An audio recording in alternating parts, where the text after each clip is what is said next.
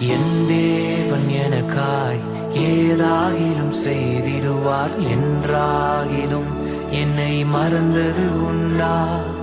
என் தேவன் எனக்காய் ஏதாகிலும் செய்திடுவார் என்றாகிலும் என்னை மறந்தது உண்டா? என் தேவன் எனக்காய் ஏதாகிலும் செய்திடுவார் என்றாகிலும் என்னை மறந்தது உண்டா?